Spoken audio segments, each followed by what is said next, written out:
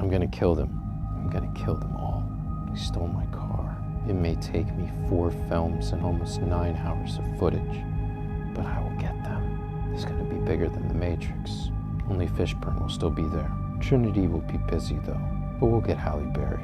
I'll be shot at, knocked down, but you will be avenged, good dog. Tell them I'm coming. I'm coming for them all.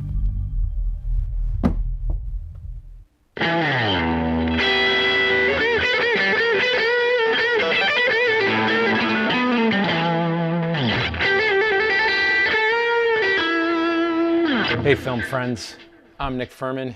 This is Furman On Film. Welcome to the channel. In today's video, we'll be doing something a little bit different. We are gonna break down and rank the entire John Wick franchise. Let's freaking go. But in order to do that, we've gotta change up the formula just a little bit. So we'll start off with some thoughts and themes of the films as a whole, and then we'll get down to the rankings. And for those of you who want to skip around, feel free to use the timestamps in the description below. Without further ado, this is the tale of the Baba Yaga.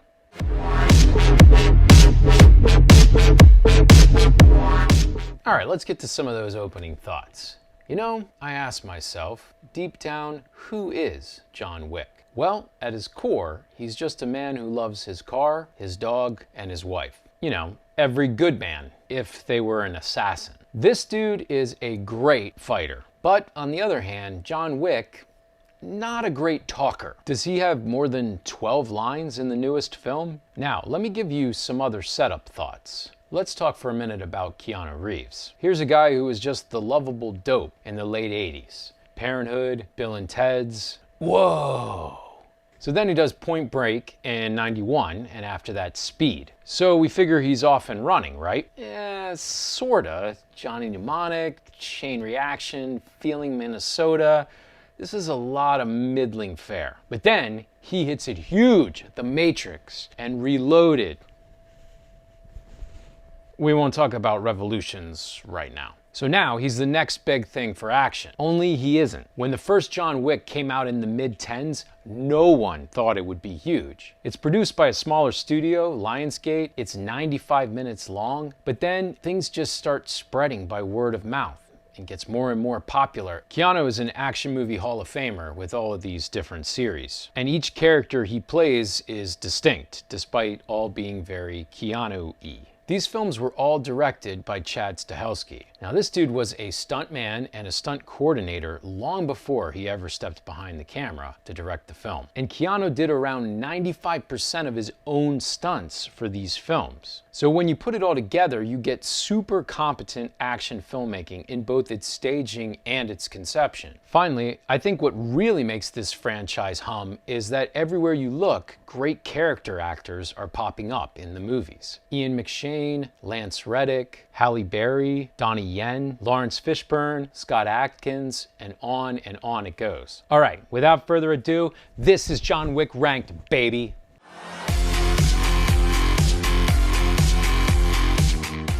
Okay, number 4, John Wick, Chapter 2. Ooh, you got this one last?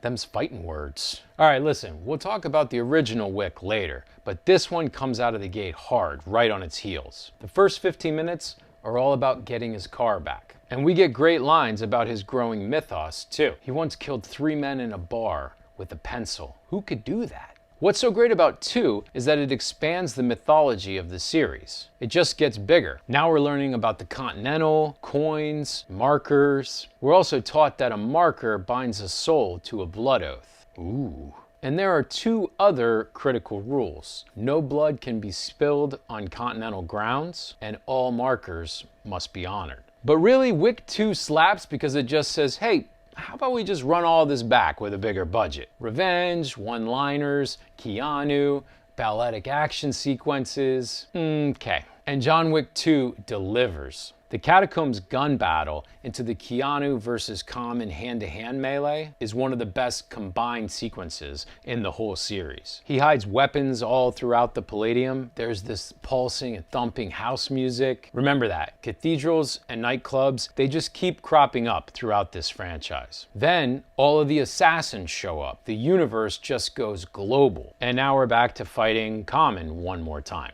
In fact, the second extended Common fight, now with knives, where they're stealth shooting at each other in the subway, is like Peter Griffin and the chicken in Family Guy. Run it back again. Finally, this is a total banger of an ending. Is this the best cliffhanger of the entire series?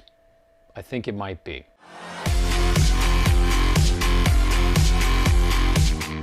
Number 3, John Wick. Chapter 4. This bad boy opens with our resident wordsmith waxing eloquent one more time. You ready, John? Yeah.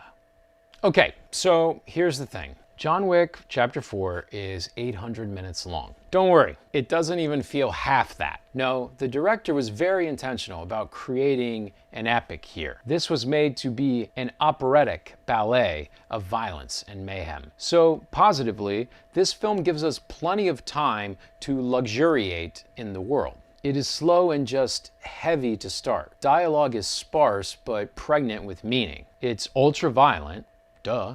But the idea is to have these rapturous sequences of violence with these long interludes in between. And so the question simply becomes, do you buy the gravity? Well, I buy the action. It's simply unreal. And bringing Donnie Yen into this fold is a masterstroke. Go watch the Ip films if you need proof. But this cat has still got it at almost 60. There are so many great action set pieces that I lose count. And every action scene is filmed comprehensively. It's wide-angle shots, a bunch of stationary camera work, and a ton of long continuous takes. So why is this important? Well, when you see it like that, without cuts, you get to admire the artistry and choreography of all of these stunt performers on display. Okay, so why is this one number 3? Well, the myth just doesn't really grow much this time around. I mean, we get the introduction of the concept of a high table duel, but story-wise, it's largely nonsensical. It's sort of arcane and outdated, like those tatted ladies on typewriters,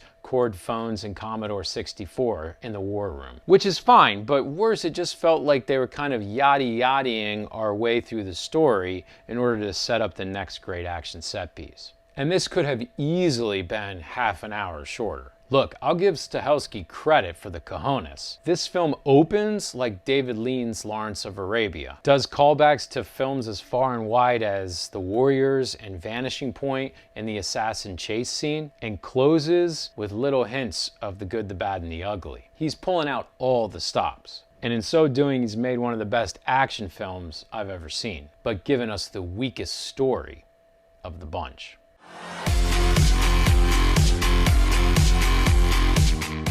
Okay, number 2, the original, John Wick. So let's turn to a story that is not weak in the least. The first John Wick is so simple and grounded that it's almost shocking that it belongs to the same universe as what followed. Look, this is a man on a mission flick, plain and simple. The film is barely 95 minutes, and not a single second is ever wasted in it. It opens with the death of his beloved wife and her final gift to him, a small dog. And then we get some immediate signs, though subtle, that this dude is a badass.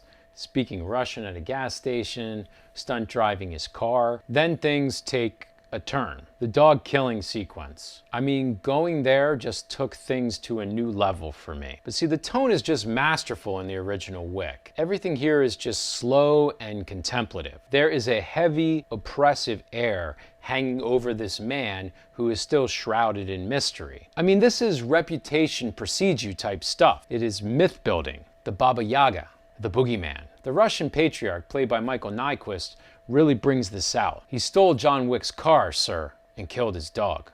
Oh. And even though it's lower key and more toned down, the action still crushes here. The extended sequence of him chasing Alfie Allen through the red circle is great with hand-to-hand combat and gunplay. And then the back half of the film ups the semi-automatic weaponry significantly. And like I mentioned before, the short cameos in this film are great as well. Courtney B. Vance, Willem Dafoe, Adrian Palicki. Honestly, the most distracting thing is the Allstate Mayhem commercial guy showing up all over the place in this one. Sucks to be typecast. The original John Wick may not have any grand mythology of the universe. It's not overblown or overlong. It's just an airtight banger about a man who says little and slays much. Some moments I think it should be ranked lower than the grandiosity of what comes after, and others I think it is the very best of them all.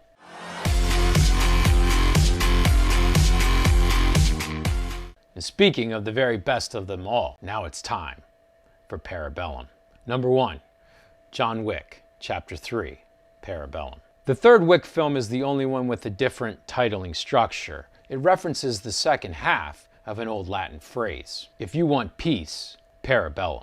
Prepare for war. And that, my friends, is my argument for why this is the granddaddy of them all. The first Wick lays down the basics in a vacuum seal thriller that is above reproach. The second film expands the mythos considerably and turns the dial up on the stunt choreography. The fourth film, on the other hand, gets all the latter stuff right while running the engine just a little too hot. And in a 180-minute epic, the story has gone a little off the rails. But right smack dab in the middle is the film that perfects the balance. See, Parabellum gives us even more of the world building. Now we're introduced to adjudicators who come to clean up messes in hotels, and a new word is added to our lexicon as well, deconsecrated. There's the elder above the high table, which we didn't even know existed before, and Jordani Jovanovic, child of the Belarus. And Lawrence Fishburne, I am the throne, baby, I am the Bowery, finally has a prominent place.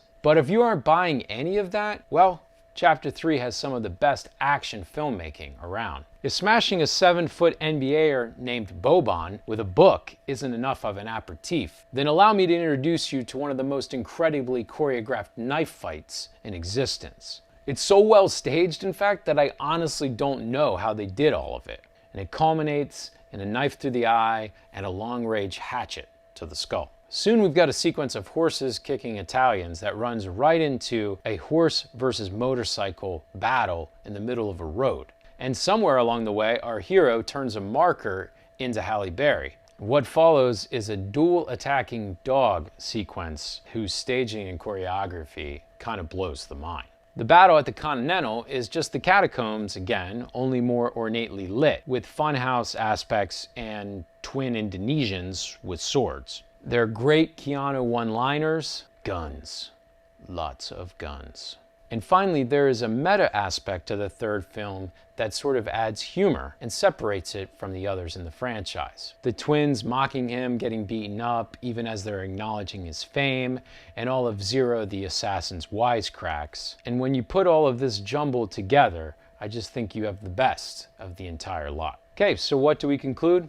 Well, these films are great. Keanu is back in a big way, and he's never been better. And this exercise was hard. As you can see, I love them all. Ask me again in 5 years, and I may have changed my order completely.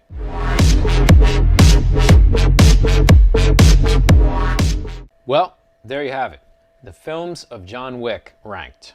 If you enjoyed these reviews, please let us know by smashing that like button and subscribing to the channel. You can also hit that little notification bell so you get notified each time we release a new video. We'd love some of your comments. Do you agree with our rankings? What was your John Wick order? Thanks for watching. I'm Nick Furman. This is Furman on Film. Stay firm, my friends.